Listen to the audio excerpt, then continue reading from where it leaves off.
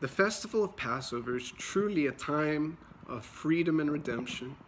There was no place that one felt this more so than in the company of the holy Baal Shem Tov. One year, however, the Hasidim were surprised when the day before the Passover began, during the customary baking of the matzahs, during a time when, generally speaking, the Baal Shem Tov baked his matzahs with utter joy.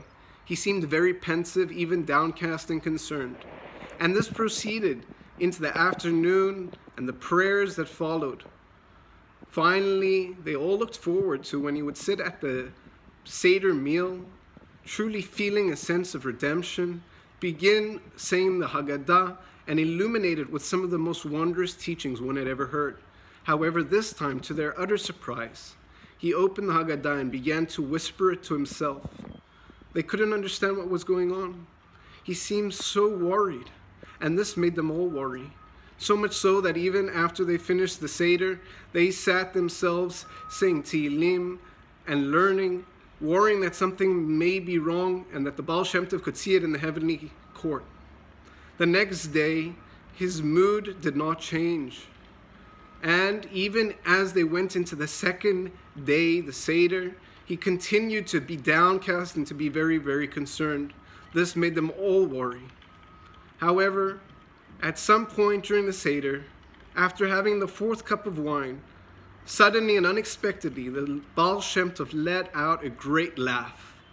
Everything turned around, and he began to illuminate the entire Seder with wondrous teachings.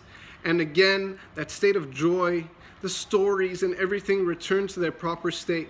But all the Hasidim could not help but be baffled by the strange behavior of the Baal Shem Tov up till that point. After the festival concluded, some of the Hasidim went to the Baal Shem Tov. They had to ask. He said, "You want your answer? I'll give it to you. But we'll have to do it after we go on an adventure." So the next day during the Chol HaMoed, they all hopped in the wagon with the Baal Shem Tov, and the Baal Shem Tov took them.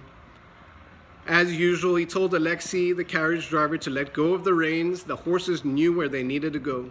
And before you know it, they found themselves in the middle of nowhere.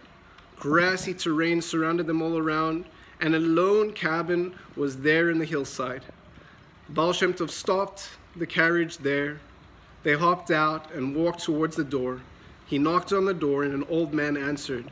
Seeing his distinguished guests, he said, "To what do I owe such an honor to have guests on this holy Chol HaMoed day?"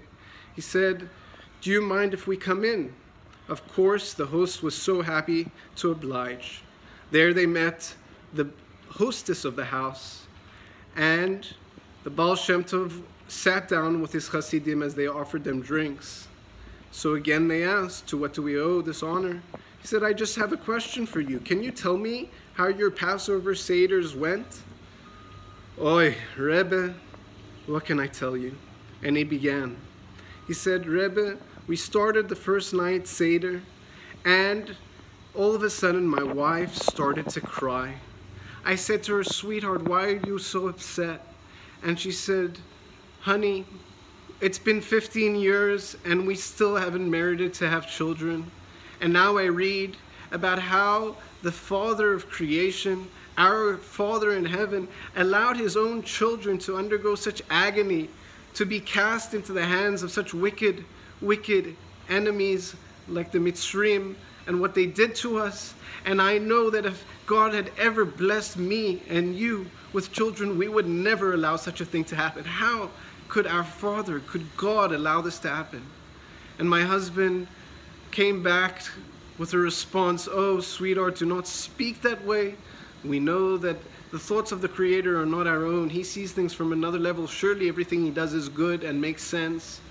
And our arguing went back and forth. Throughout the Seder night, there was a tense energy in the room. And this proceeded through into the next day, into the Seder. Finally, only after the father, the man of the house, had the fourth cup of wine, did he eventually cave. And he said, 'You know what, sweetheart, you're right. There's no excuse. God should have never done this. Our Father should have never done this to us. There is no excuse. You are right.' The Baal Shem Tov smiled, and he said, 'Let me tell you what was actually going on there that you might not know. He says, I saw before the festival even came in that there were major decrees on the Jews of our provinces. And try as I might, I could not overturn those decrees. And as we went into the Passover Seder, I thought that maybe with our kavanah and our prayer and our holy intentions throughout the night, maybe we could change something in the heavens, but I saw nothing was changing. Not only that, that you should know that every single time the man of the house argued on behalf of God, how it was right for God to afflict his children, so the Satan, who in the heavenly courts was mounting his case, his argument grew stronger. And whenever the wife retorted and came back saying, no, there's no excuse for treating your children this way, the defensive angel there to defend the children of Israel grew stronger, and the court case shifted in our favor. However, it was a back and forth, until only once we got to the second night and you had that fourth cup of wine, and you caved and you admitted that your wife was right, that there's no excuse, that God should have been there for his children and never allowed such suffering to come upon them. Only then did the Satan's argument crumble and the decrees were completely overturned. The courts in the heavens ruled in our favor.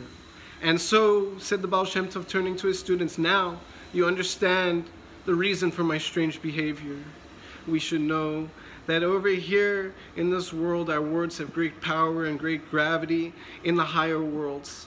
And we should always, always find a way to shine compassion and mercy on ourselves, on our brothers and sisters, wherever they may be.